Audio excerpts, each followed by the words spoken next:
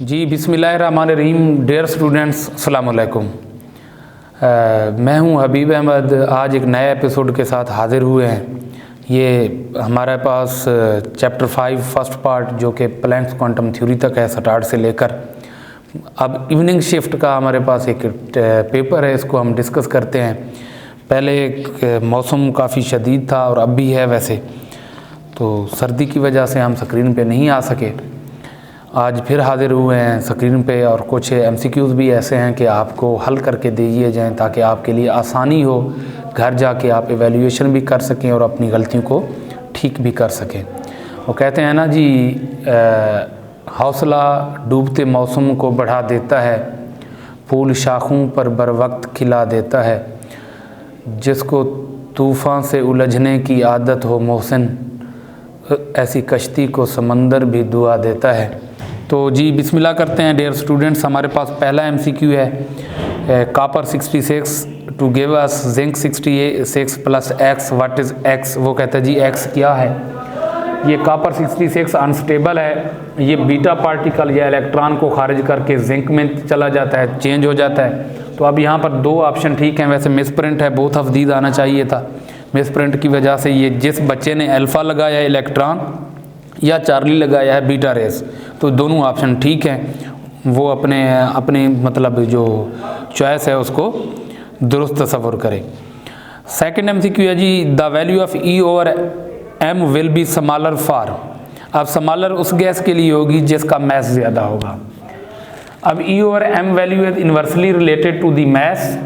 अब मैस यहाँ पर अगर हम देखें तो मैस ज़्यादा है जी, 44 है कार्बन डाइऑक्साइड का, इसका मैस ज़्यादा है। अब इसका मैस ज़्यादा है तो इसकी ई ओवर एम वैल्यू भी ज़्यादा होगी। इसके बाद है जी third MCQ, if the wavelength is decreased 2 times और फ्रीक्वेंसी इज इंक्रीज 2 टाइम्स और wave number is increase 2 times, then energy will also increase 2 times. अब एनर्जी जो होती है जी, वो एनर्जी वेव लेंथ या फ्रीक्वेंसी की बात करें, क्योंकि फ्रीक्वेंसी का भी उसने दे दी है, फ्रीक्वेंसी के डायरेक्टली रिलेटेड है। अगर वो कहता है जी फ्रीक्वेंसी को 2 टाइम्स इंक्रीज करें तो एनर्जी भी 2 टाइम्स इंक्रीज हो जाएगी।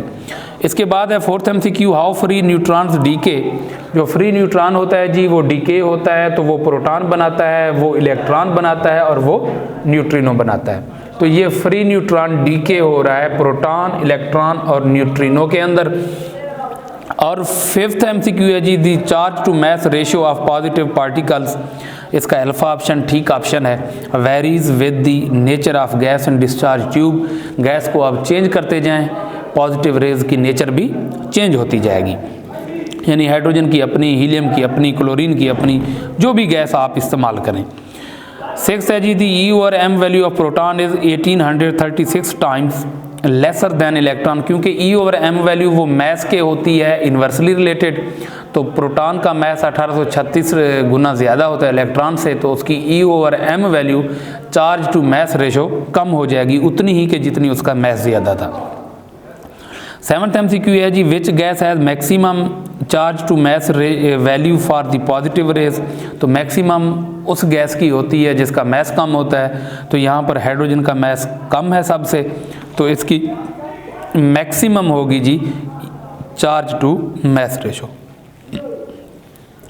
इसके बाद है जी 8th, colour of fluorescence produced by cathode rays depends upon. तो ये कंपोजिशन ऑफ ग्लास, जो डिस्चार्ज ट्यूब हम यूज़ करते हैं गिलास की बनी हुई होती है, अगर गिलास की कंपोजिशन चेंज हो जाए तो फ्लोरेसेंस का कलर यानी जो चमक प्रोड्यूस होगी उसका भी वो कलर चेंज हो जाएगा। 9th एमसीक्यू है जी, a fast moving neutron can eject from nitrogen. अब नाइट्रोजन के ऊपर जैसे ही न्यूट्रॉन की बम्बार्डमेंट होगी तो नाइट्रोजन चेंज हो जाता है, किसके अंदर, अल्फ़ा पार्टिकल खारिज का हो जाता है। जब अल्फ़ा पार्टिकल खारिज होगा तो फिर नाइट्रोजन नहीं रहेगा, बल्कि वो क्या बन जाएगा जी, बोरान बन जाएगा, जिसका एटॉमिक नंबर 5 और मैस नंबर उसका 11 है। इसके बाद है जी students, angle of deflection of cathode rays in electric field was studied by. तो ये जे थॉमसन ने इलेक्ट्रिक फील्ड में स्टडी किया था और जे पैरन ने मैग्नेटिक फील्ड में स्टडी किया था और स्टोने ने इनका नाम इलेक्ट्रॉन रखा था। इसके बाद है जी 11th, free neutron change into proton with the emission of. तो इलेक्ट्रॉन फ्री न्यूट्रॉन जब प्रोटॉन में चला जाएगा तो इलेक्ट्रॉन प्रोड्यूस होता है, और हमने यहाँ पे ये लिखा भी हुआ है कि न्यूट्रॉन जब चेंज होगा प्रोटॉन में तो इलेक्ट्रॉन प्रोड्यूस होगा और न्यूट्रिनो। जी इसका जो करेक्ट ऑप्शन है वो है Charlie electron. The value of charge to mass ratio of electron is, वो है जी हमारे पास delta option 1.7588 multiplied by 10 raise to power 11 coulomb per K ji.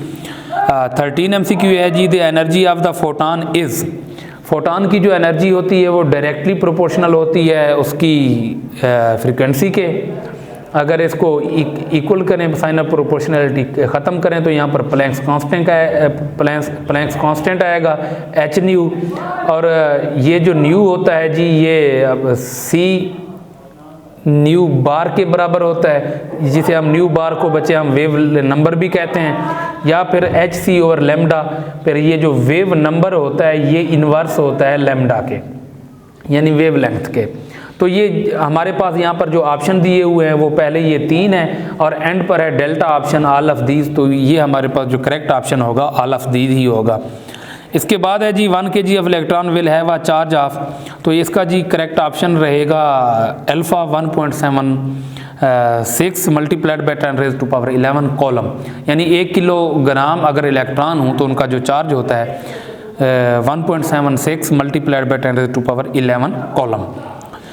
15 MCQ है जी, the wavelength of a wave with wave number 0.5 per metre will be, तो लो जी ये हमारे पास वेव नंबर उसने दे दी है 0.5 पर मीटर है, उसने कहा कि वेव लेंथ ये लेमडा मालूम करे, lambda is equal to 1 by wave number, तो 1 बाई वेव नंबर, ये वेव नंबर 0.5 होता है तो ये 10 बाई 5, तो जवाब इसका आएगा जी 2 मीटर। तो इसका करेक्ट ऑप्शन आएगा चार्ली जो कि 2 मीटर है। जी सेकंड लास्ट MCQ है हमारे पास, a photon having frequency 1 hertz will have an energy of, लो जी हमारे पास ये प्लैंक्स क्वांटम थ्योरी की प्लैंक्स इक्वेशन है कि E is equal to H nu. अब E एच न्यू के बराबर है, अब E is equal to H nu, तो एच की value Planck's constant 6.63 multiplied by 10 raise to power -34, और जो फ्रीक्वेंसी है न्यू वो 1 हर्ट्ज है, तो 1 multiplied by something is always equal to something, यानी जिस चीज़ से हम 1 को मल्टीप्लाई करते हैं वो वैसी की वैसी रहती है। तो इसका जी जवाब आएगा 6.63 multiplied by 10 raise to power -34।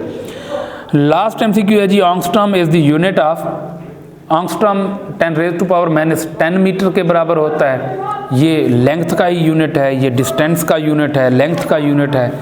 तो ये हमारे 17 MCQs थे, इसके बाद 10 शॉर्ट क्वेश्चन है और 2 पार्ट है हमारे पास लॉन्ग क्वेश्चन के।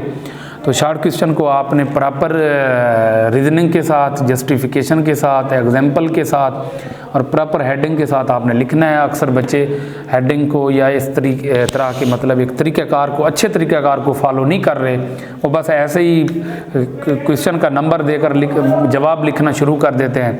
ए से लेकर Z तक तो लिख लेते हैं, लेकिन उनकी तरतीब का नहीं पता होता कि वो लिखना क्या चाह रहे होते हैं। तो इसलिए वो चेकर जो होता है, जो एग्ज़ामिनर होता है, वो आपको फिर पूरे नंबर नहीं देता। अगर आपने पूरे नंबर स्कोर करने हैं तो आप प्रॉपर हेडिंग के साथ और प्रॉपर मेथडोलॉजी के साथ क्वेश्चन को अटेम्प्ट करें। और जो 2 हमारे पास लॉन्ग के पार्ट हैं, आयल ड्रॉप मेथड है और important properties of cathode raise हैं, इनमें आपने फिगर्स, डायग्राम्स और इन तमाम चीज़ों को ज़रूर फॉलो करना है ताकि आपको पूरे नंबर मिल सके। तो तब तक के लिए जी अल्लाह हाफिज़, नेक्स्ट एपिसोड में इंशाल्लाह हाज़िर होंगे।